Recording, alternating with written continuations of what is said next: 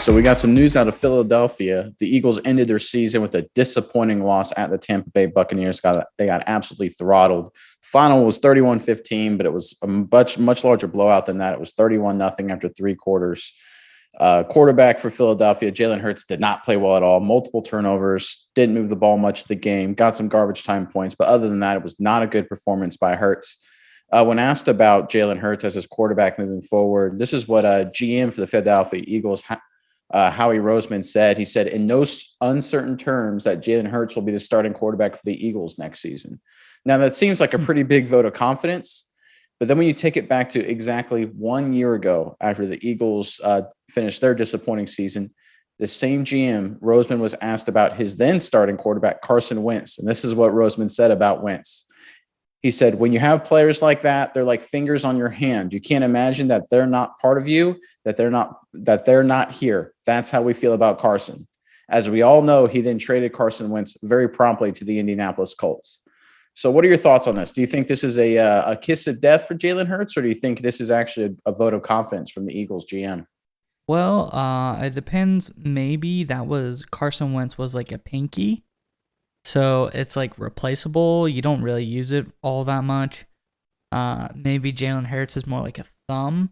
So that's a part of the hand that you really don't want to lose. So it just depends what kind of finger we're talking about here.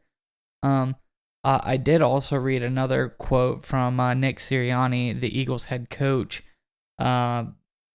basically talking about letting the quarterback know that he's a starter going forward. And he said, Jalen Hurts knows where he stands with us. He knows he's our guy.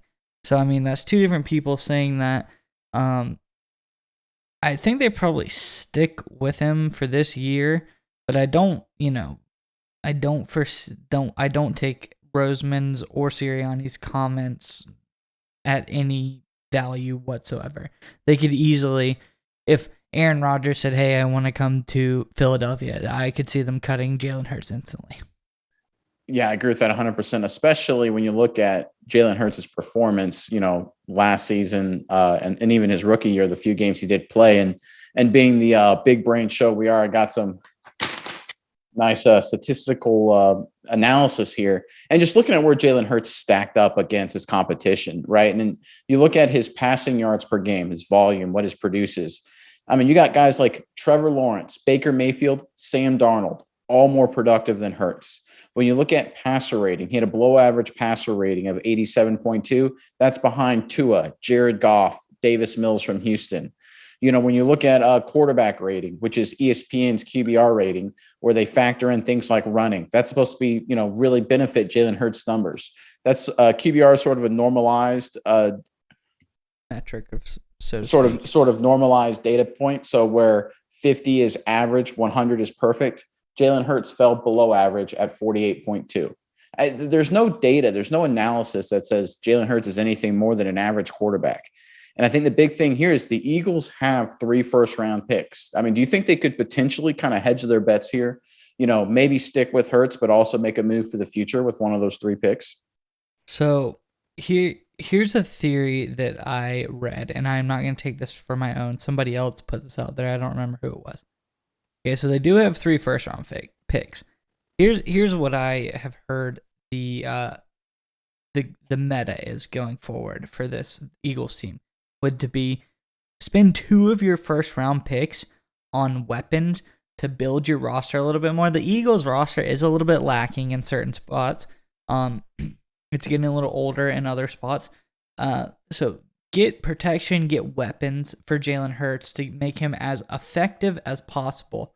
But with your 3rd first-round pick, whichever one you decide to go with, because I think they're all like actually pretty close together. They're like in the 16 to 20 range. Most of them are. Trade one of those back for a pick next year as a flyer to keep, just in case Hurts keeps being below average, even with his newfound weapons.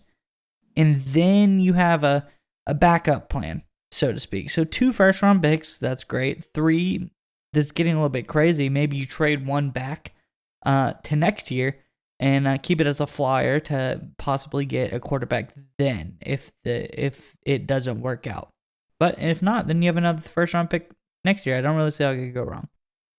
Yeah, I agree with you a lot there, right? Because and just they have 3 picks, 15, 16, and 19. So like you said, they're all bunched together.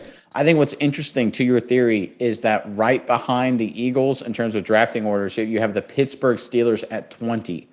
I could see the Pittsburgh Steelers potentially moving up as high as 15 to try and draft a quarterback if they can't get one in the offseason. Yeah, Maybe that's a good point. yeah, so I could see the Eagles going to the Steelers, say, hey, we'll trade you 15 this year for your first round pick next year. Let the Steelers maybe get their quarterback this year, and the Eagles can keep that option open in 2023. I think that's what they do. I really do. I mean, the numbers, looking at it, and the eye test too. Jalen Hurts, I like Jalen Hurts. I think he's got a good leader. I think he's got a good mentality at the quarterback position. His performance as a passer is just not there, and that offense is built for him. They run the zone read. They do a lot of RPO action. They drafted Devontae Smith. They have Dallas Goedert, good offensive line. Like, it's all kind of built for Jalen Hurts. And the Eagles, I think, are kind of stuck, right? Because they're trying to figure out, is Jalen Hurts Taysom Hill, or is he a slightly slower Lamar Jackson?